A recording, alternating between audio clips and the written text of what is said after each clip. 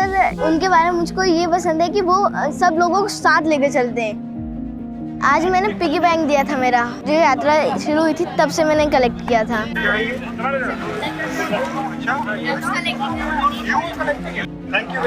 नमस्कार, मैं सरोजीत the insight में आप सभी का स्वागत करता हूं। अभी आपकी स्क्रीन पर जो वीडियो दिखी और उसमें जो बच्चे दिखाई दिए, उन बच्चों की टीम का नाम है गुल्लक टीम, जिसको बनाने का काम किया था मनोज परमार ने।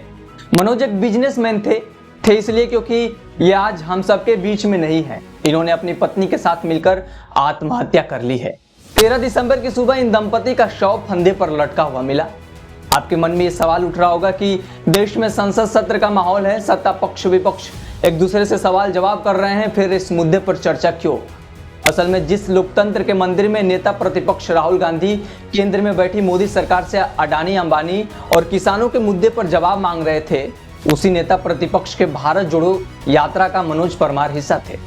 उनकी मौत के बाद इस मुद्दे पर बहस इसलिए जरूरी हो जाती है क्योंकि उनका शव मिलने से 8 दिन पहले यानी 5 दिसंबर को ईडी ने परमार के 4 ठिकानों पर छापा मारा था।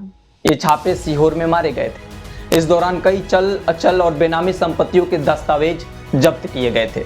मीडिया रिपोर्ट्स की माने तो इस रेड के पीछे की वजह पंजाब नेशनल बैंक में 6 करोड़ रुपए के फ्रॉड से जुड़ा मामला था, जिसको लेकर 3 लाख रुपए का बैंक बैलेंस भी फ्रीज किया गया था।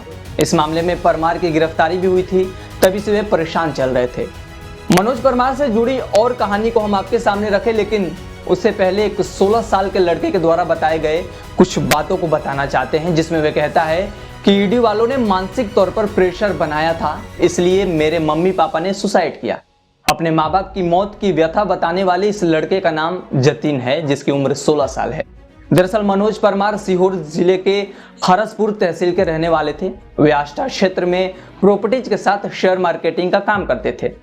यहाँ उनका मकान और एक कॉम्प्लेक्स भी था। मनोज के 3 बच्चे हैं। सबसे बड़ी बेटी का नाम जिया है, जिसकी उम्र 18 साल है। वही बेटा जतिन 16 साल और यश की उम्र 13 साल है। इस केस को एक लोकतंत्र के लिहाज से उठाना इसलिए जरूरी हो जाता है क्योंकि एक पार्टी की यात्रा का हिस्सा बनने की वजह से शायद एक भारत के नागरिक को ऐसी सजा मिली जिसका रास्ता मौत की ओर जाता है। ऐसा हम इसलिए कह रहे हैं क्योंकि डेट स्पॉट पर एक सुसाइड नोट मिला है, जिसमें 7 पॉइंट दिए गए हैं।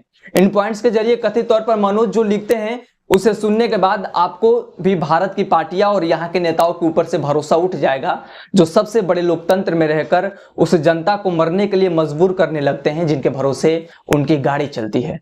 दरअसल सुसाइड नोट के पहले पॉइंट में कथित तौर पर मनोज लिखते हैं कि 5 दिसंबर को ईडी ने सुबह 5 बजे रेड मारी, मेरे घर पर कागज का एक टुकड़ा भी नहीं छोड़ा। इसके बावजूद 10 लाख रुपए ज्वेलरी और ओरिजिनल दस्तावेज लेकर चले गए। ईडी के असिस्टेंट डायरेक्टर संजीत कुमार साहू ने गाली गलौज की, मारपीट की, भगवान शिव की मूर्ति तोड़ी और कहा कि भाजपा में होते तो तुम पर केस नहीं होता। ईडी के असिस्टेंट डायरेक्टर संजीत कुमार साहू ने मेरे कंधे पर पैर रखते हुए कहा, अपने बच्चों को भाजपा ज्वाइन करवा दे, राहुल गांधी के खिलाफ वीडियो बनवा दे, बिना बयान लिए खुद से बयान लिख लिए, मेरे हस्ताक्षर भी करवा लिए, घर से मोबाइल फोन और पेपर ले गए।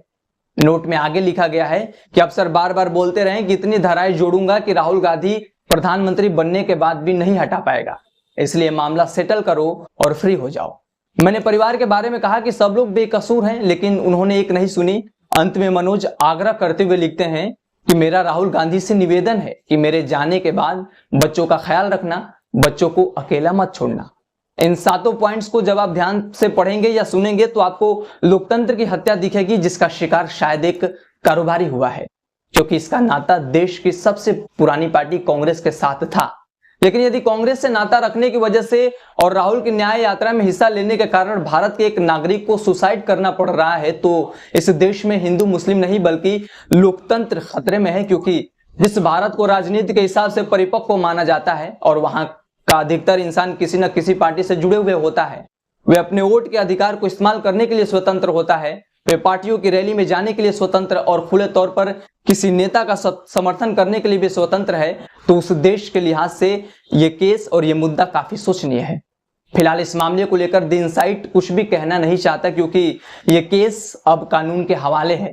पुलिस इस मामले की जांच कर रही है। लेकिन चलते चलते एक बात हम कहना चाहेंगे, यदि मनोज ने सुसाइड पार्टी पॉलिटिक्स की वजह से किया और जांच में ये बात सही साबित हो जाती है तो फिर भाजपा को चुनाव आयोग के द्वारा बैन कर देना चाहिए, भले ही वो आज दुनिया की सबसे बड़ी पार्टी है।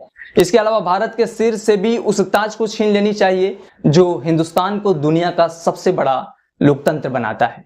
विचार जरूर कीजिएगा। धन्यवाद।